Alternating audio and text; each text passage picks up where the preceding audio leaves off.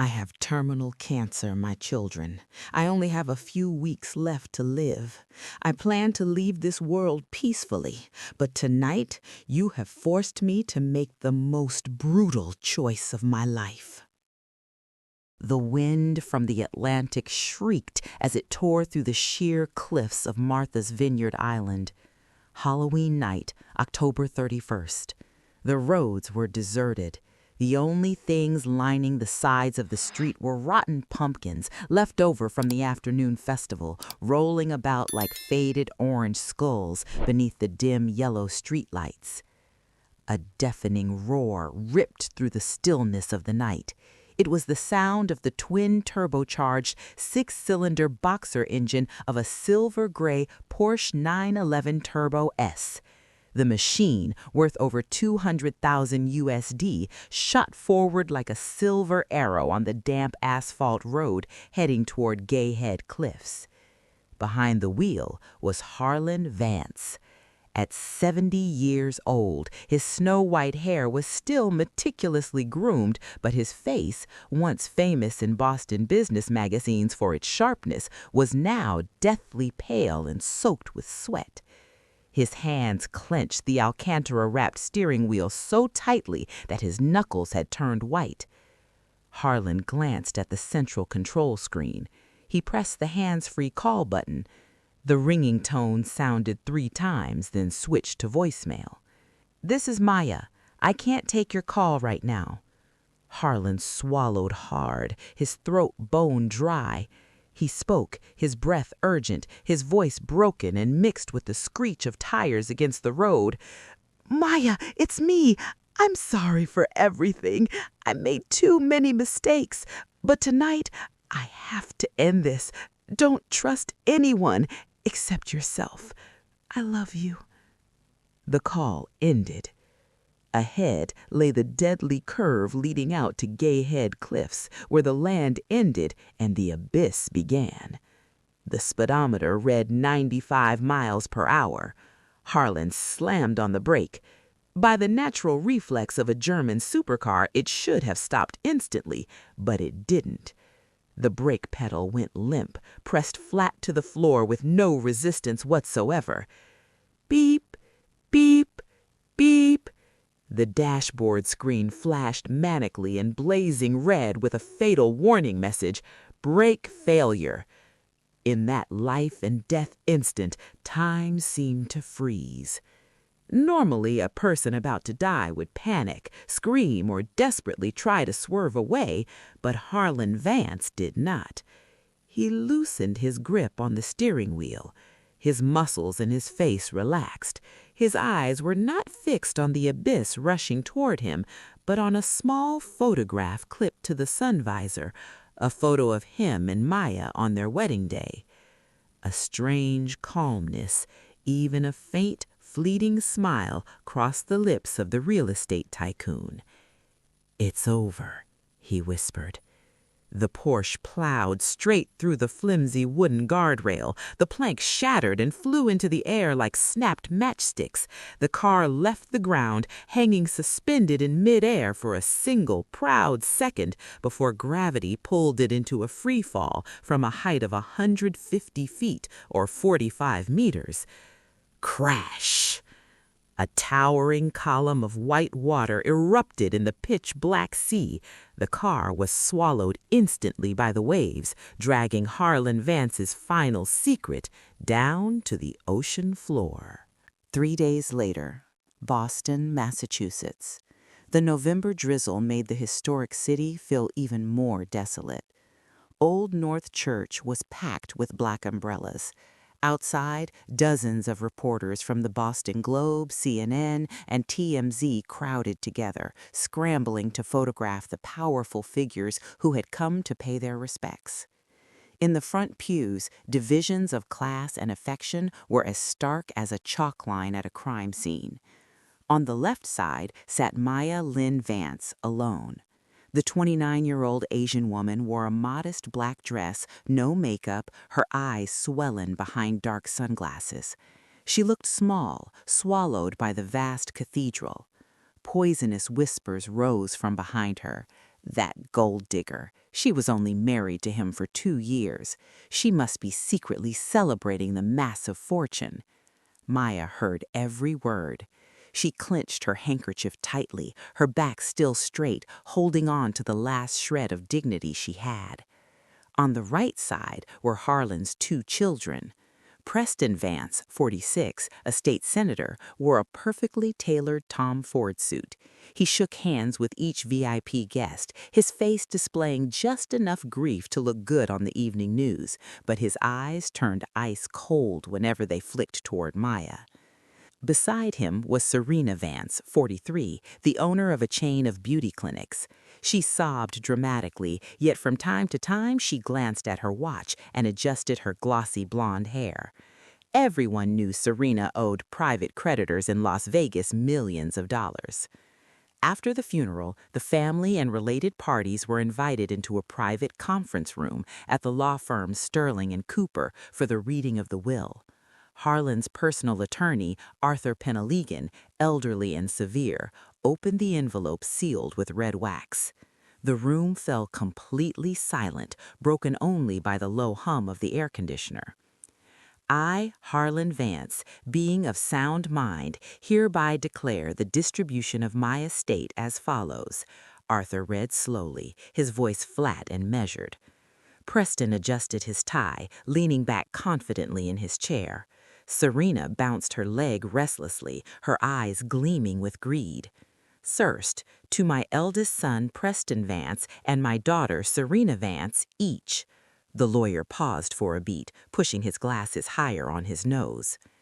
Each shall receive a cash sum of 10 million USD from the family trust. What? Serena screamed, leaping to her feet. 10 million! Are you kidding me? My father's assets are nearly $6 billion. Preston went pale, his hand gripping the arm of his chair, but he forced himself to stay calm. Serena, sit down, let him finish. Attorney Arthur continued, completely unfazed. Second, all shares of the Vance Group, including real estate holdings in Boston, New York, Martha's Vineyard, as well as all remaining investments and cash, with a total estimated value of $5.8 billion. Arthur lifted his gaze and looked directly at the small woman sitting stiffly at the corner of the table. Shall be transferred in full and without condition to my lawful wife, Maya Lynn Vance. The room exploded. Preston Vance could no longer maintain the polished demeanor of a politician. He slammed his hand down on the mahogany table, the sound sharp and violent. "Absurd!" Preston roared, pointing straight at Maya. "What the hell did you do to my father? You drugged him, didn't you? My father would never leave this empire to some mediocre architect who's been in this family for less than 24 months.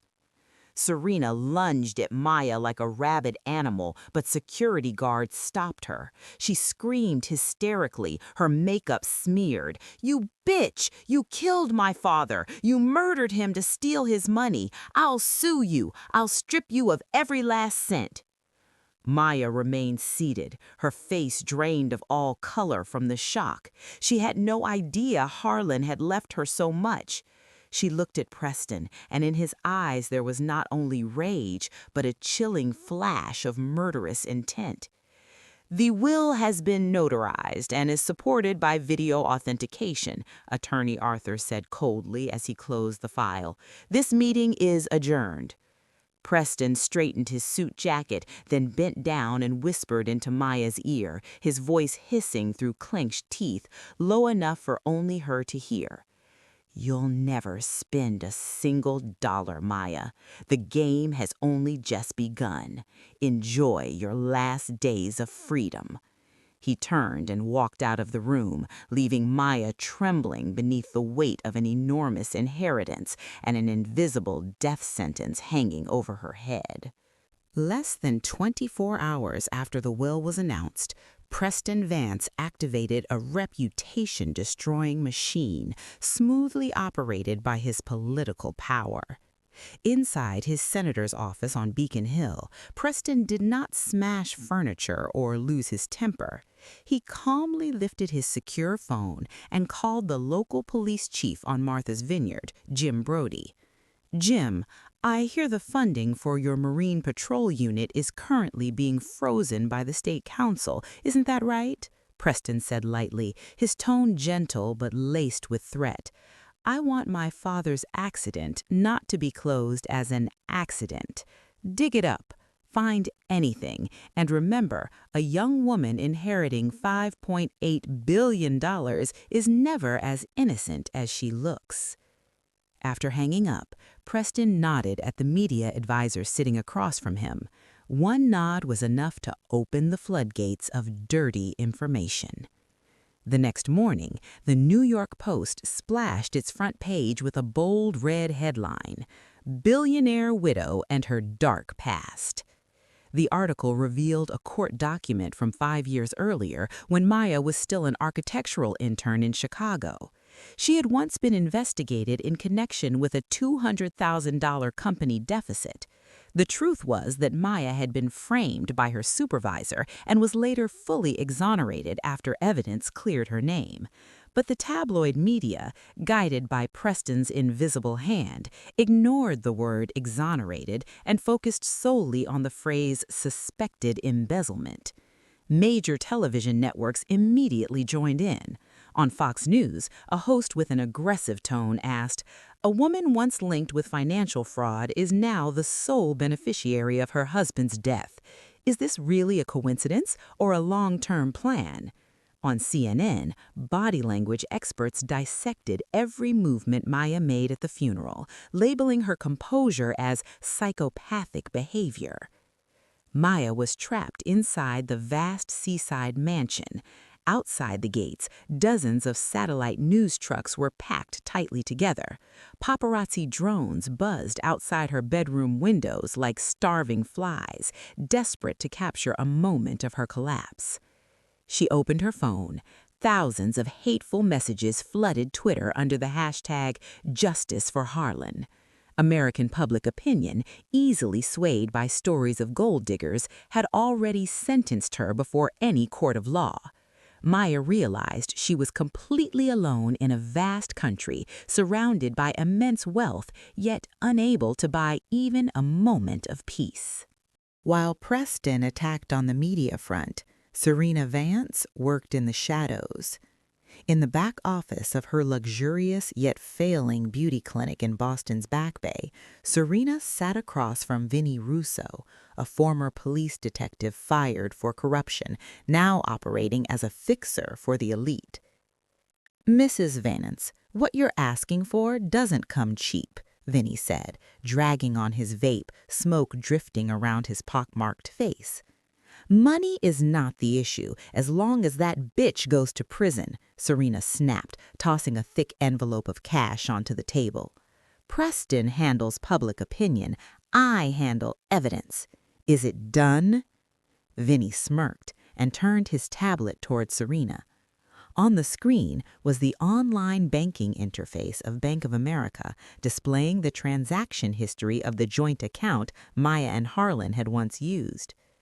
"My hackers took a little walk through the system last night," Vinnie explained, pointing at a transaction highlighted in red. "We injected a wire transfer into the transaction logs, time-stamped 48 hours before the accident." The entry read, "Wire transfer, 50,000 USD. Recipient, Mick O'Doul." "Who is Mick O'Doul?" Serena frowned. "A mechanic from South Boston, 2 prior convictions, vehicle sabotage and insurance fraud. A perfect pawn. He's buried in debt and won't ever open his mouth again," Vinnie sneered knowingly.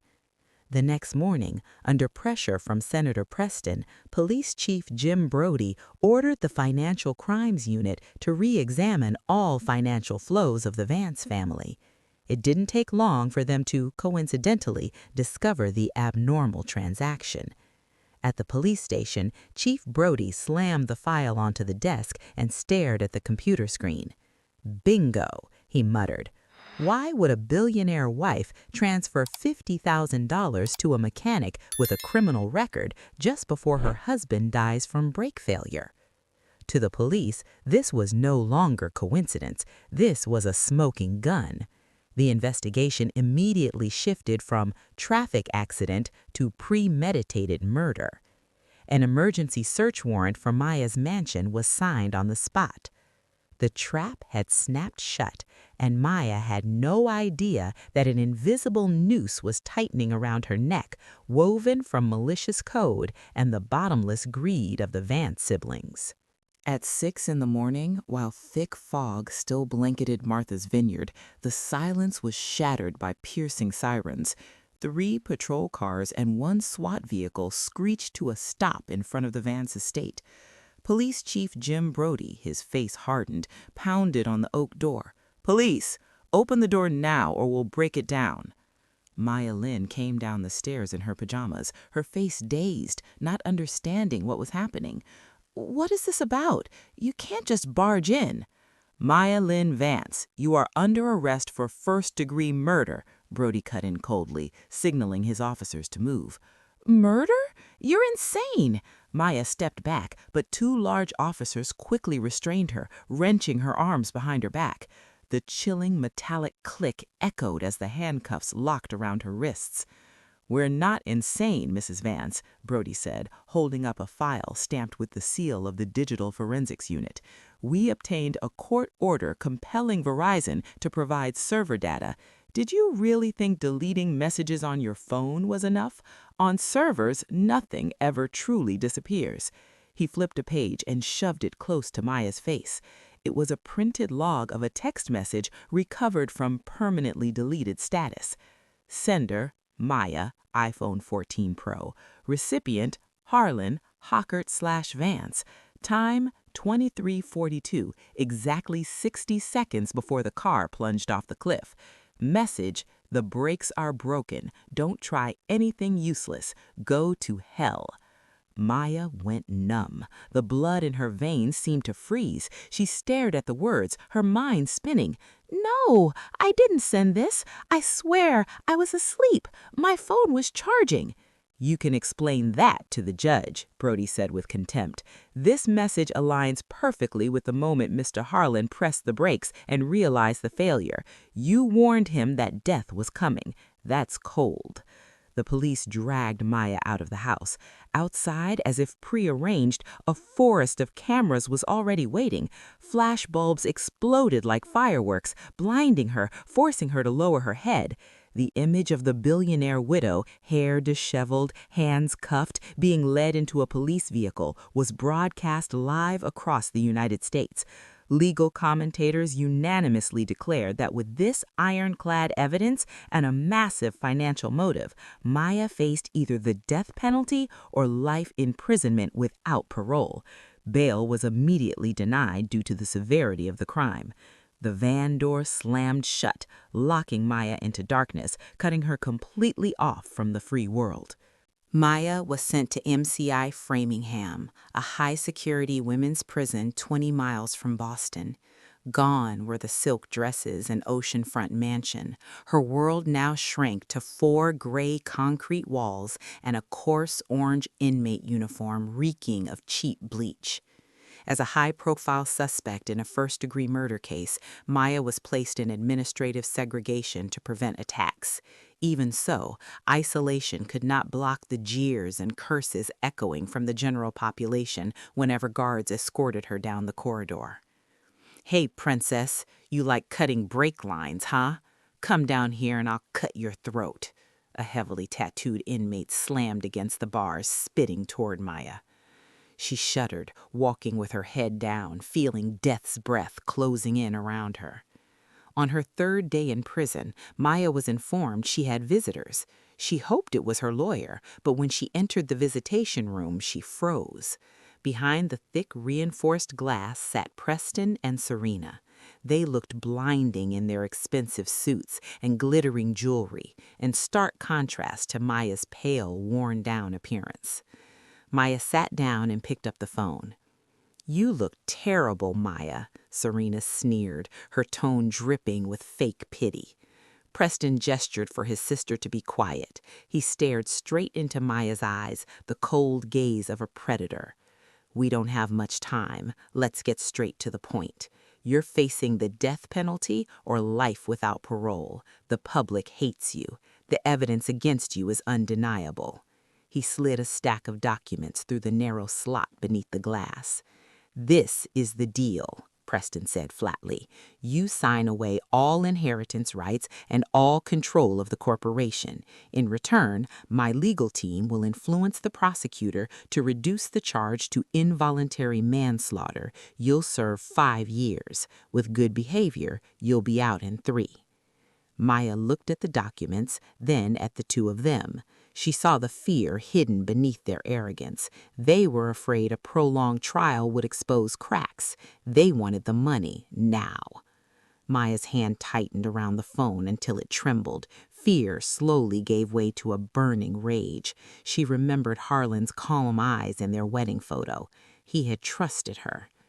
3 years for a crime I didn't commit? Maya whispered, then growled. Do you think I'm stupid? If I sign, I lose all dignity and you win. You have no choice, you bitch, Serena snapped, slamming her hand against the glass. Maya shot to her feet, her eyes blazing with hatred as she locked onto Preston. I'd rather die in prison than let you touch a single dollar of Harlan's legacy. Keep your filthy deal. She slammed the phone down and turned toward the guard, leaving the Vance siblings staring after her with faces twisted with anger and unease. The real war had only just begun. 1 week passed inside the detention center, and Maya's spirit was nearly broken. She refused to meet every court-appointed public defender, knowing they stood no chance against the power of the Vance family. Until one afternoon of torrential rain when a guard escorted in a stranger. He was not one of the polished lawyers with expensive crocodile skin briefcases she had often seen around Harlan. This man was around 60, dark-skinned, with a weathered face etched with the lines of long experience. He wore a worn tweed suit with frayed shoulders and carried an old cowhide briefcase with peeling edges. He sat down, placed the briefcase on the table, and looked at Maya with sharp, penetrating eyes, full of scrutiny but without a trace of contempt. You didn't kill him, the man said, his voice deep and resonant like a bronze bell. Maya lifted her head, wary. Who are you? Another person Preston hired to trick me into signing papers? My name is Elias Thorne, he replied simply. Maya froze. She had heard Harlan mention that name many times. Elias Thorne was the only lawyer in Boston who had ever defeated Harlan Vance in a land dispute lawsuit 20 years ago.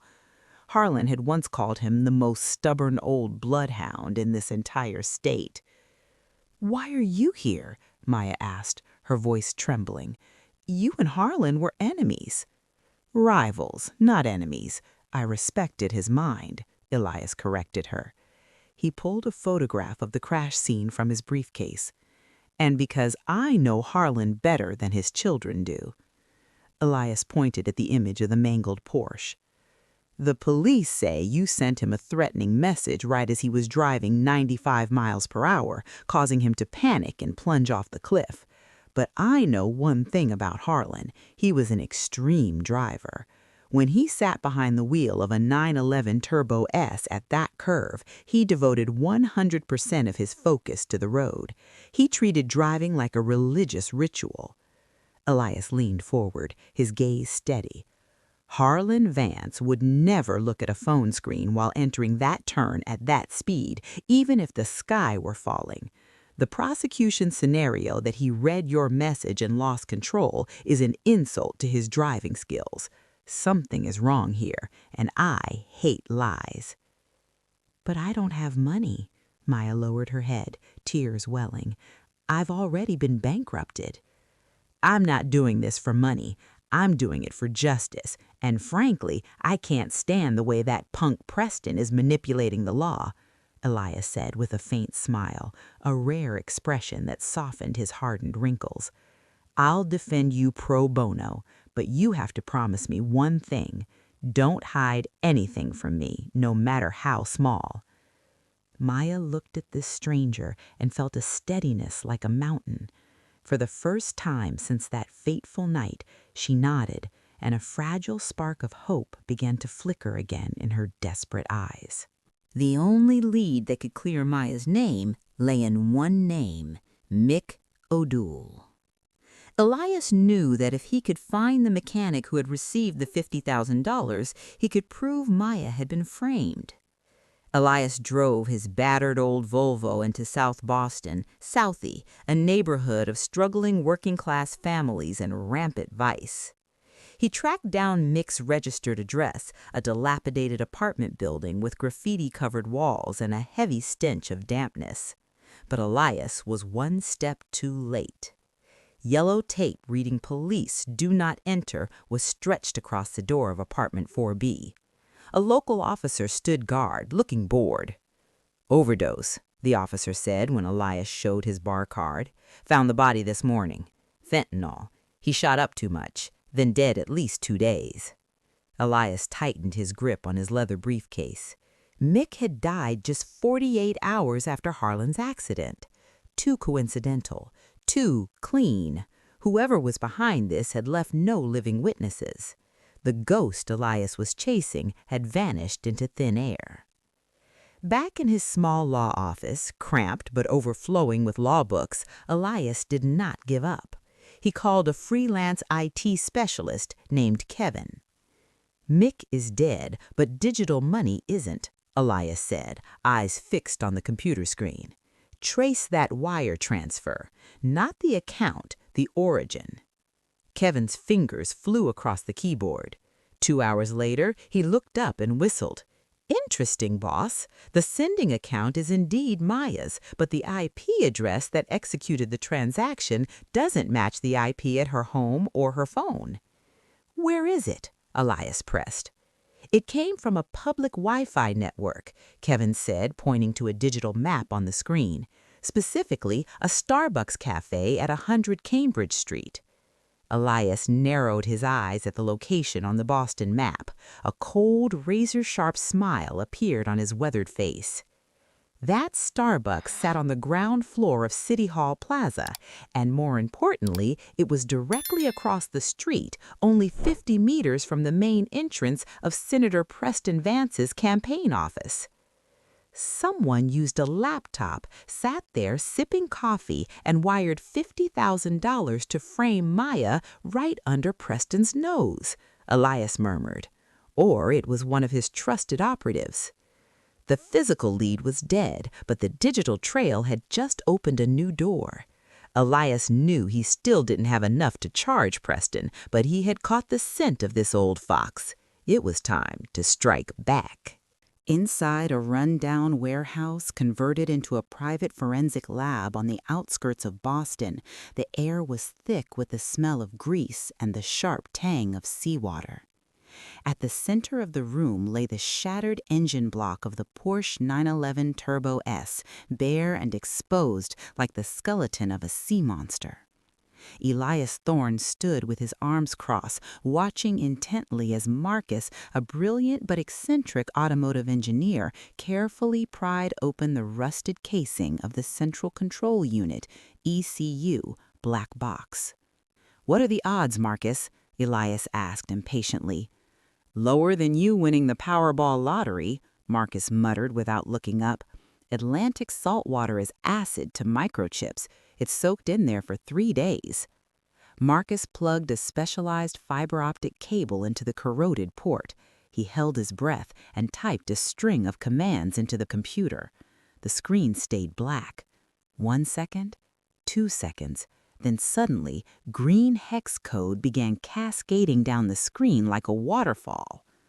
"Got it!" Marcus shouted. "Holy hell, those Germans really sealed this thing tight. The memory chip is still alive." Elias rushed closer to the screen. "What does it say?" Marcus skimmed through the system log graphs, pointing at a sharp vertical drop at 23:43:05, the exact moment of the crash.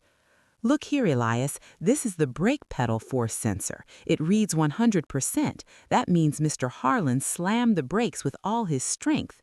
And this, Marcus switched to the adjacent graph, his voice turning grave. This is the hydromic brake pressure sensor. It reads 0 psi. What does that mean? It means there wasn't a single drop of fluid in the system to compress. If it were a software glitch or an ABS failure, there would still be pressure, or at least fluctuations, but 0 psi instantly points to only one cause. The brake line was physically severed. Elias shuddered. This hypothesis was confirmed. This was not an accident caused by age or negligence, nor was it a manufacturer defect. This was deliberate sabotage, Elias muttered. Someone crawled under the car and cut the brake line with a knife or bolt cutters. This data was a double-edged sword. It proved Harlan had been assassinated, wiping away any suspicion of suicide or reckless driving, but it also pushed Maya on a razor's edge. If the prosecution could prove Maya had hired someone, as suggested by the $50,000 transfer, then this data would become the final piece sending her to the electric chair. Make 3 physical copies of everything, Elias ordered, his eyes blazing with resolve. We have the weapon. Now I need to find the one who held the knife. The preliminary trial at the Suffolk County Superior Court was packed to the brim. The air was thick with hostility directed squarely at Maya. The district attorney, a bald man with a sharp, cutting voice, pointed at the massive projection screen. The fatal text message appeared in crystal clarity. Go to hell. Your Honor, the prosecutor declared forcefully, this is not merely a text message. This is a death sentence. The defendant sent it from her own phone at the exact second the victim died. This evidence is irrefutable. Maya sat hunched over in the defendant's chair, swallowing her tears in despair. In the gallery, Preston and Serena exchanged triumphant looks. They believed Maya was finished. Defense counsel, do you have anything to say? The judge asked, his voice weary. Elias Thorne rose to his feet and adjusted his old frayed tie. Your Honor, I would like to call a special expert witness, Dr. Ravi Patel, head of the cybersecurity department at the Massachusetts Institute of Technology, MIT. A young man wearing thick-rimmed glasses stepped up to the witness stand. Elias handed him a digital copy of the message. Dr. Patel, was this message sent from Mrs. Vance's phone? In terms of display, yes, but in terms of infrastructure, absolutely not. The courtroom erupted into murmurs. Elias smiled. Please explain. Patel connected his laptop to the large screen. He pulled up a complex heat map. This is a technique known as SMS spoofing. The attacker uses software to mask the real number and replace it with Mrs. Vance's number. However, they forgot one thing, the metadata of the cellular towers. Patel pointed to a red dot on the map over Martha's Vineyard. At 11:42 p.m., Mrs. Maya's real phone was connected to a cell tower near her home, but he moved the cursor toward Boston, 80 miles away. The packet containing the message, Go to Hell, carries a header ID originating from cell tower 402, which covers the Boston Harbor area. Specifically where in Boston Harbor? Elias asked, his voice resonating. Based on triangulation, Patel zoomed in. The red dot stopped directly over the water at an upscale private marina. The signal originated from a device registered under the name the Golden Siren. Elias spun around sharply, staring straight at Serena Vance, frozen in the front row. Your Honor, the Golden Siren is Mrs. Serena Vance's yacht, the very place where Senator Preston Vance and his sister were hosting a Halloween party on the night of the murder. Bang! The courtroom exploded like a kicked hornet's nest. Reporters jumped to their feet, shouting. The judge slammed his gavel repeatedly. Order! Order in the court! The smile vanished from Preston's face, replaced with a deathly pale expression, drained of all blood. Serena trembled and dropped her designer handbag onto the floor. The eyes of everyone, from the jury to the public, shifted instantly from Maya to the Vance siblings. The game had been completely reversed. The judge's gavel slammed violently against the wood, but it could not suppress the chaos in the courtroom. Reporters were hammering furiously on their laptops, sending out breaking news alerts to their newsrooms. Elias Thorne gave his opponents no time to breathe. He stepped away from the defense table and moved toward the jury box, his voice booming. Your Honor, the broadcast location only proves that the message was sent from the Vance family's yacht. But who actually pressed the send button? The prosecution could argue that anyone at that party could have been the culprit. Elias turned and pointed directly at the large screen. But security cameras do not lie. The next video began to play. It was footage extracted from the Boston Harbor Marina surveillance system, with a camera angle aimed straight at the deck of the Golden Siren. Though it was black and white nighttime footage, the marina's powerful floodlights illuminated everything clearly. On the screen, the timestamp read 23:42:15. A tall man stepped out onto the railing of the yacht, separating himself from the crowd dancing inside. He wore a distinctive Tom Ford suit, his posture unmistakable. Preston Vance. In his hand was a cheap flip phone, a disposable burner phone. He typed a message, stared at the screen for about 30 seconds, the time required for the message to pass through the spoofing server. Then, after a self-satisfied smile, he swung his arm and hurled it into the pitch-black water of the harbor. Why would a respected United States senator, Elias challenged, his voice dripping with sharp sarcasm, use a disposable trash phone in the middle of an elite party? And why destroy it immediately after a threatening message to Mrs. Maya was sent? Objection! Speculation! Preston's attorney shouted, sweat pouring down his face. Overruled, the judge dismissed coldly. He narrowed his eyes over Preston over his reading glasses. Senator Vance, I am ordering you to explain this action immediately. Preston stood up. He tried to maintain his usual dignified demeanor, but his trembling hands betrayed him. Hundreds of eyes in the courtroom, once filled with admiration, now burned with disgust and suspicion. He looked at Maya, the woman he had once seen as weak prey, now staring back at him with the gaze of a victor. I will exercise my right to remain silent under the Fifth Amendment, Preston stammered, his face flushing red with humiliation. An emergency subpoena was signed on the spot. Preston and Serena were detained by court officers for questioning.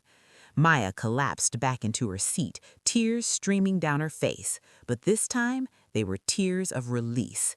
She had landed a crushing blow against a wall of power once thought untouchable. Just when it seemed that justice had been served, Preston Vance proved exactly why he had climbed into a Senate seat before the age of 45. He did not surrender easily. Immediately after being detained, Preston fired his old attorney and hired Marcus Sterling, a heavyweight criminal defense lawyer from New York, infamous under the nickname the Whitewasher. Inside the interrogation room, facing investigators, Preston underwent a complete transformation. Gone was the stammering man from the courtroom. He returned to being a sharp, cold-blooded politician. He calmly admitted to throwing the phone, but with an entirely different narrative. I threw that phone because I discovered my sister, Serena, was doing something insane, Preston said smoothly, his eyes unblinking. I did not send that message. I only snatched the phone from Serena's hand and threw it away because I panicked. I was afraid a scandal would destroy my political career. I admit to obstruction of justice and destruction of evidence, but I did not kill my father. It was a ruthless and brilliant move. Preston had shifted all the blame onto his own sister. He argued the yacht belonged to Serena.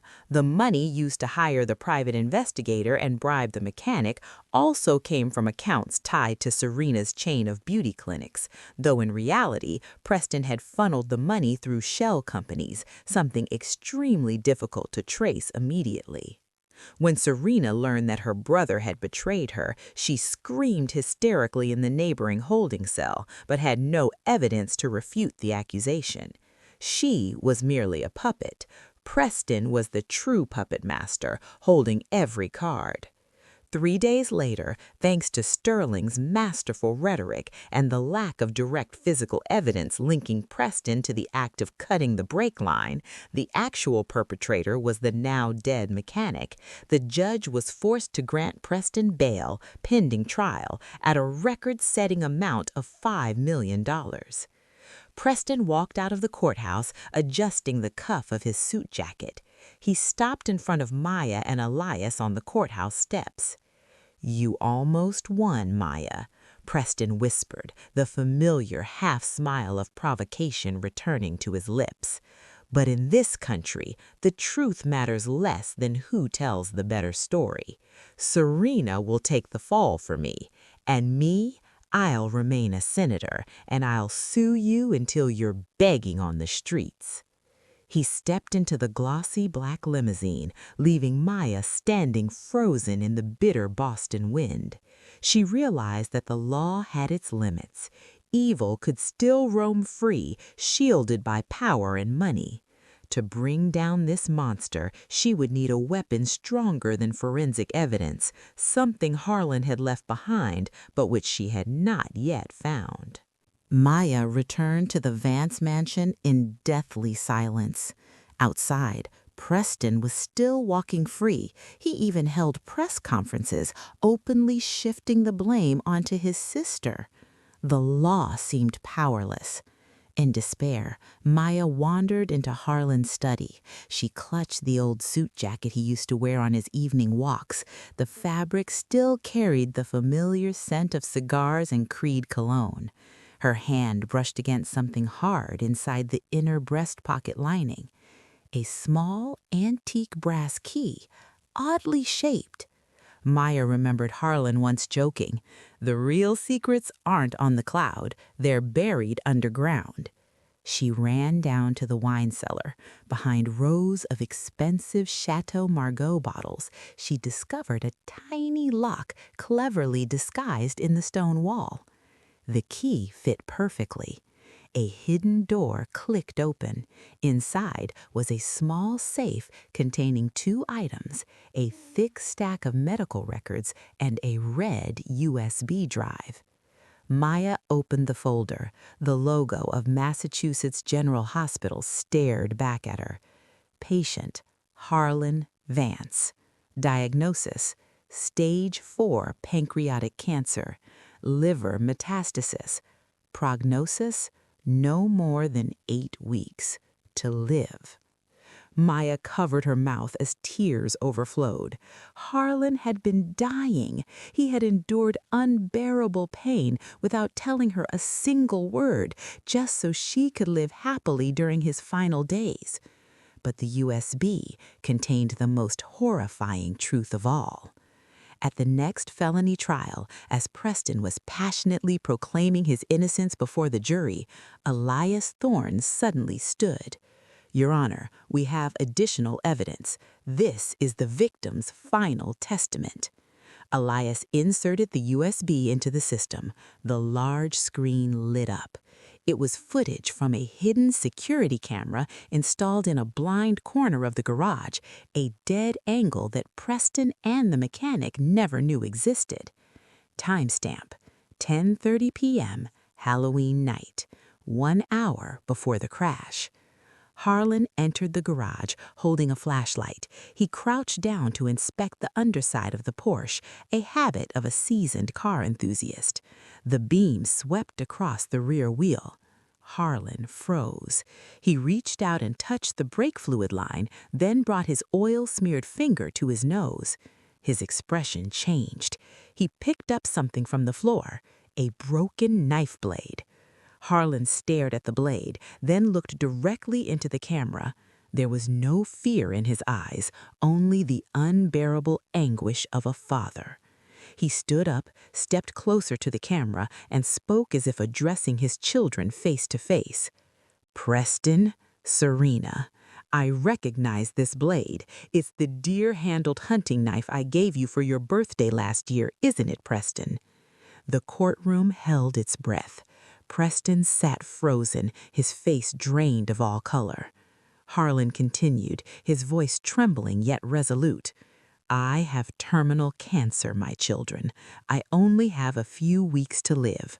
I plan to leave this world peacefully, but tonight you have forced me to make the most brutal choice of my life." Harlan wiped his tears, his voice hardened, the authority of a godfather returning. "If I call the police now, Preston, with your power, you'll find a way out. You'll hire lawyers, bury the evidence, and after I die from my illness, you and Serena will tear Maya apart. You'll destroy her life, just as you tried to kill me tonight. The only way to protect Maya and to teach you one final lesson about karma is to let you have your wish." In the video, Harlan turned away and walked toward the driver's door.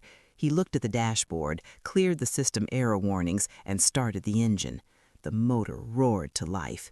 He glanced back at the camera one last time and smiled, a satisfied, tragic smile. "I will drive this car away. I will die to turn your conspiracy into an undeniable death sentence. This is the final legacy I leave you, a verdict of conscience and a lifetime in prison. Farewell." The Porsche shot forward, leaving behind an eerie silence in the garage. The video ended. Inside the courtroom, no one dared to breathe. Harlan's sacrifice was too great, too brutal, too monumental. He had used his own fading life to construct a legal trap with no escape for his unfilial children. Preston Vance collapsed onto the table. He knew he had lost, not to the law, but because he had underestimated the love and resolve of the father he had always despised. Maya sat there sobbing uncontrollably, yet her heart was filled with warmth. Harlan had never abandoned her. He had protected her even from beyond the grave. The judge's gavel struck the mahogany bench, the sound echoing like a coffin being sealed shut on the lives of two greedy souls. Defendants Preston Vance and Serena Vance, in light of irrefutable evidence of first-degree murder and conspiracy to commit murder, this court hereby sentences. Preston did not scream. He did not resist. He slumped in his chair, eyes hollow, staring into nothingness. The arrogance of a powerful senator had vanished, leaving only the shell of a failed son, someone who traded blood ties for a lifetime behind bars. Serena broke down in sobs, her belated, regret-filled cries echoing through the cold courtroom. Maya walked out of the courthouse. Outside, the rain had stopped. Pale winter sunlight broke through the gray clouds. She took a deep breath of freedom, feeling the crushing weight finally lift from her shoulders. 1 year later, autumn returned to Martha's Vineyard, but this time there was no stormy night. Rows of maple trees blazed red beneath warm, golden sunlight. At the former site of an abandoned project, Maya stood before a red ceremonial ribbon. Behind her rose a modern, light-filled building with large bronze letters, Harlan Vance Cancer Research and Legal Aid Center. She held the microphone, her voice gentle yet powerful before hundreds of guests. "Harlan left me an enormous fortune. Many call it luck. I call it responsibility. Money cannot bring the dead back, but it can save those who are barely holding on and protect the vulnerable who cannot afford legal representation." Maya kept her promise to her conscience. She donated 90% of the $5.8 billion USD inheritance to medical and educational charities. She refused to keep the blood money that had destroyed the Vance family. She retained only enough to live a peaceful life and sustain her husband's final wishes. After the ceremony, Maya changed out of her elegant dress into simple jeans and a sweater. She walked toward the garage of the seaside villa. The rolling door opened. Inside was not a flashy modern supercar, but a 1957 Porsche 356 Speedster, the first car Harlan had ever bought when he was starting out, the vehicle that held his purest memories. Maya started the engine. The classic motor crackled warmly. She lowered the convertible top and drove slowly onto the coastal road toward the lighthouse. The sea wind lifted her long black hair. On the passenger seat, where Harlan once sat, she placed a bouquet of white chrysanthemums and a photograph of him smiling brightly. The car glided beneath a burning red sunset, growing smaller until it merged with the endless horizon of the Atlantic Ocean.